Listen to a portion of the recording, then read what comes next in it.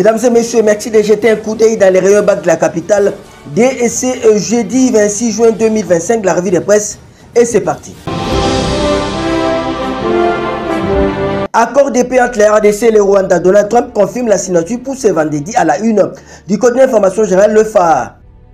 Encore notre confrère, comme annoncé lors du paraphe des experts, la signature de l'accord de paix entre l'armée du Congo et le Rwanda interviendra demain vendredi 27 juin à Washington, aux États-Unis d'Amérique. La confirmation de ce rendez-vous historique tant attendu, singulièrement par le peuple congolais victime des massacres à répétition durant 3 décennies de violences d'extrême barbarie dans la partie orientale du pays et du président américain Donald Trump.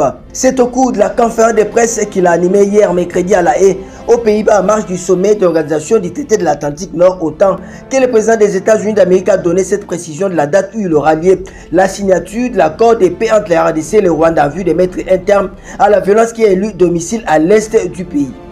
Autre chapitre, insécurité à Goma, 2 personnes tuées par balle dont un motard dans une attaque ciblée à Kieshero, rapporte le site d'information pifo-info.net.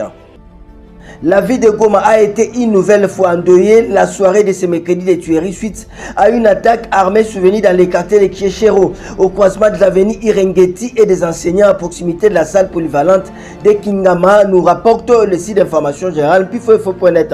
Selon une source locale, un motard transportant 2 passagers en provenance de la station Simba a été pris pour cible. Les 2 hommes transportés armes et déguisés en clients ont ouvert le feu à l'arrivée à leur point de destination. Ils ont directement tiré sur les pauvres motards, également sur l'un des passagers, rapporte un témoin. Dans un autre chapitre, cap sur le Japon, Kinshasa joue la carte de l'économie verte et des alliances durables, rapporte le tabloïd Info 27. Arrivé mercredi 25 juin dans la capitale nippone, nous dit Info 27, la Première ministre et la présidente du Congo, Judith Suminwa-Tshuluka, ouvre une nouvelle séquence diplomatique majeure pour son pays. Après l'Italie, cap sur l'Asie, où la chef du gouvernement mène une offensive diplomatique et économique de premier plan. Objectif affiché, inscrit durablement la RDC dans les grands flux de l'économie mondiale en valorisant son potentiel stratégique et en diversifiant ses partenaires. À Tokyo, Judith Suminwa-Tshuluka va s'entretenir avec son homologue japonais Ishiba Shigeru dans un esprit de convergence autour des grands enjeux de développement durable, d'investissement industriel et de coopération technologique. On va terminer avec cette information pour une franche collaboration avec les corps des magistrats. Justice Samuel Mbemba prend contact avec les Sinamak, nous informe le quotidien d'information générale La Prospérité.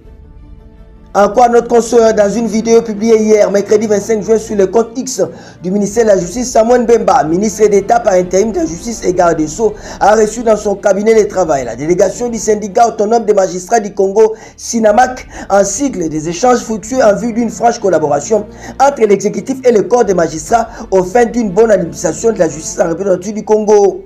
Nous avons répondu à l'invitation du ministre de la Justice et garde des Sceaux et il était question pour lui, parce qu'il est maintenant à la tête du ministère, de prendre contact avec les acteurs de la justice, a déclaré Edmond Youssofa, procureur de la République et président du Sinamaka. Ça n'est donc fini pour cette revue de presse. Prenons rendez-vous pour demain, tous derrière nos phares d'essai. Benel Koyate Congolais Téléma.